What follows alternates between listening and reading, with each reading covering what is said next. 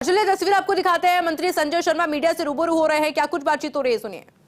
पदस्थापित हैं उनसे भी वीसी के माध्यम से बातचीत करी, उनसे भी फीडबैक लिया और जो कमियां मुझे लगी, जो मेरे संज्ञान में आई पिछले 15-20 दिन में, सीधा उनसे संवाद भी किया और निर्देशित किया और ताकीद किया कि आने वाले समय में इस प्रकार की कमियों की जानकारी मेरे पास ना आए। विशेष रूप से डीओफोस को निर्देशित किया गया है कि जिस जगह वो पद स्थापित हैं, कुर्सी पे चिपकने की बजाय, कुर्सी पे बैठने के बजाय, अर्थात ऑफिस में कम बैठें, फील्ड में ज़्यादा रहें और फील्ड में रह कर के काम करें। और मैंने उनको भी ये कहा है कि मैं कभी भी, किसी भी समय भी, जहाँ वो पोस्टेड हैं, चाहे राजस्थान के किसी भी कोने में हो, मैं अचानक प्रकट भी हो सकता हूँ और मुझे मेरा अधिकारी वन्य क्षेत्र के अंदर फील्ड में मिलना चाहिए। ऑफिस में बैठें, काम किए, लेकिन जो आपकी ड्यूटी है, मॉरल ड्यूटी है, वन्य क्षेत्र की सुरक्षा और वन्य जीवों की सुरक्षा, उसको महत्व देते हुए जितना फील्ड में घूमेंगे उतना उनको अनुभव भी प्राप्त होगा, समस्याओं से भी संज्ञान में आएंगे, दूर करेंगे। उसके लिए सीधा निर्देश दिया है और विशेष रूप से जो अवैध खनन का मामला है उसमें सीधे निर्देश दिए हैं।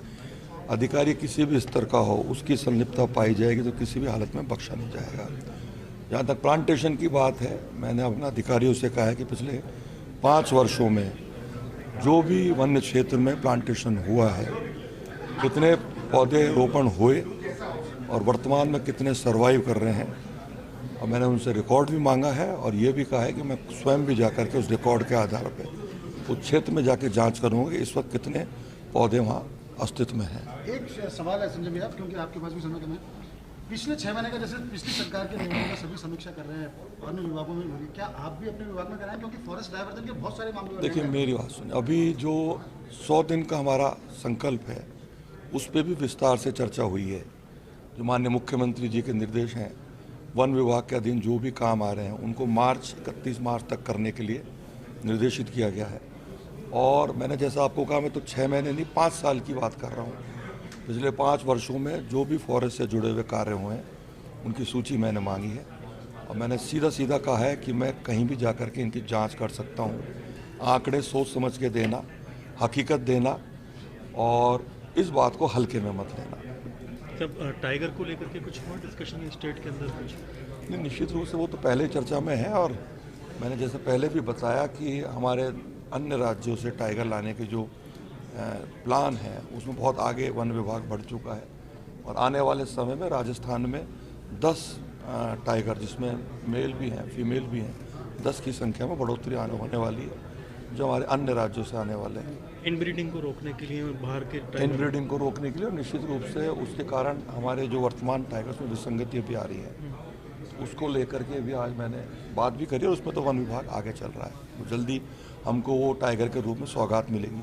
साथ ही साथ जब सरिस्का में ST2 के देहांत हुआ था तो मैंने निर्देशित किया था कि राजमाता का स्मारक वहाँ बनना चाहिए, जिस पर वन विभाग ने संज्ञान लिया और आदेश भी जारी हुए। आज मैंने जो रणथंभौर में मछली, जो विश्व प्रसिद्ध मछली है, उसके स्मारक के लिए मैंने आदेशित किया है। उस पर भी जल्दी काम शुरू होगा और वहाँ मछली बागिन का स्मारक बनेगा। एक सवाल अंतिम अरबा जी, पशु चिकित्सक जो है बहुत सारे, उनको ऐसे भी हैं, बहुत उनको बड़ा रिकॉर्ड बनाने का शौक है, इतने लेपर्ड मैंने रेस्क्यू किए, इतने टाइगर रेस्क्यू किए, उसमें से कितना जिंदा है, एक बड़ा सवाल। लगातार एक ही जगह पर वो जमे हुए हैं। डॉग ट्रीटमेंट कैंप भी अपने घर पे भी चला रहे हैं, डॉग हॉस्पिटल, उससे निश्चित तौर पर रेबीज भी वहाँ पर कहीं ना कहीं कैरियर हो रहा है। तो क्या उस सबको लेकर भी करेंगे, क्योंकि रेस्क्यू एक बहुत बड़ा मसला है वैसे वन विभाग के अंदर, जिसको लेकर के बहुत ज़्यादा सावचेती नहीं बरती। बिल्कुल ठीक बात है। जब क्योंकि मैं तो यहाँ से बाहर भी गया था, गुजरात में गिर में भी देखा था, मैंने रेस्क्यू सेंटर भी उनका देखा है।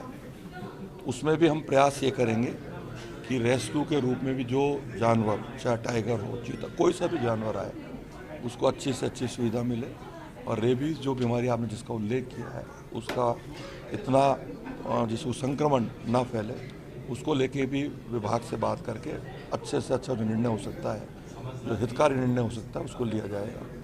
विलेज रिलोकेशन और वन अपराध को लेकर के भी आपने उसमें जो, क्योंकि अभी मुझे जानकारी दी गई कि पहले लगभग 3 का रेशियो था, इस बार 5 गांव हमारे विस्थापित और तेज गति से हुए हैं और आज भी मैंने बात करी है कि जो अभयारण्य हो चाहे रिजर्व सेंटर हो, जहाँ ग्रामवासी विस्थापन के लिए तैयार है तो उनको तुरंत प्रभाव से विस्थापित किया जाए।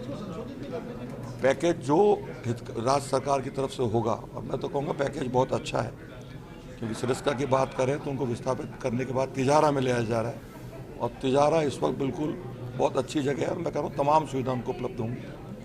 और मैंने अधिकारियों से भी कहा है कि जो विस्थापन के लिए तैयार नहीं है उनसे आग्रहपूर्वक उनको क्या हित मिलेंगे, क्या विभाग देगा, क्या सरकार देगी, उस आधार पर आप बात करेंगे तो निश्चित रूप से हमको विस्थापन में भी जो समस्या आती है वो दूर होगी। पोल्यूशन का भी कर रहे हैं आज आपके?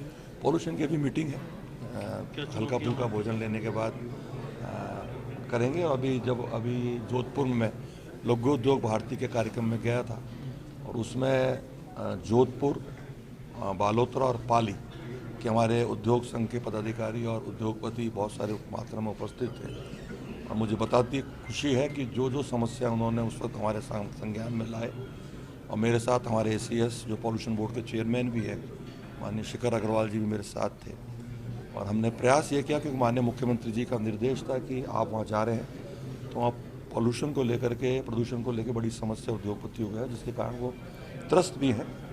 तो हमको उन समस्याओं का समाधान जितनी जल्दी हम कर सकते हैं, मुख्यमंत्री जी का निर्देश भी था। और मुझे बताते हुए खुशी है कि जब मैं वहाँ गया और जो जो हमारे विषय संज्ञान में हमारे माननीय विधायक अतुल जी ने पहले रखे थे, क्योंकि मैं खेजड़ीली गांव जा रहा था पौधारोपण जब वो चर्चा हुई थी, और लगभग अधिकांश समस्या उसी जो हमारे माननीय विधायक महोदय ने हमको अवगत कराया था वो आई थी। और उसमें ये तो नहीं कह सकता कि 100 की 100 हमने समस्याओं को दूर किया होगा, लेकिन मुझे बताते हुए खुशी है कि अगर 100 समस्या हमारे उद्योगपतियों ने बताई होंगी तो हमने 80% उस पर काम भी किया और आदेश भी किया, उनको राहत देने का काम किया। और जहाँ तक जोधपुर की बात करूँ तो जोधपुर वो जो वहाँ बालू मिट्टी है, रेत है, उसकी वजह से प्रदूषित होता है। और जो मेरे को जानकारी आई कि बालू मिट्टी की वजह से वो नंबर 1 पे पॉल्यूशन पर आ गया। तो उसमें भी हम प्रयास करेंगे चाहे पानी का छिड़काव हो, किस प्रकार से उस प्रदूषण को दूर किया जा सके, उसमें भी उचित कदम उठाए जाएंगे। आज अंतर्राष्ट्रीय आर्द्र भूमि दिवस है, वेटलैंड डे। राजस्थान इसमें नए कीर्तिमान स्थापित कर रहा है। 106 से ज़्यादा करीब जो है अधिसूचना कर दी गई है। 5 नई रामसर साइट भी बनाई जा रही है। आज इस अंतर्राष्ट्रीय दिवस पर कोई मैसेज देंगे प्रदेश के? देखिए तो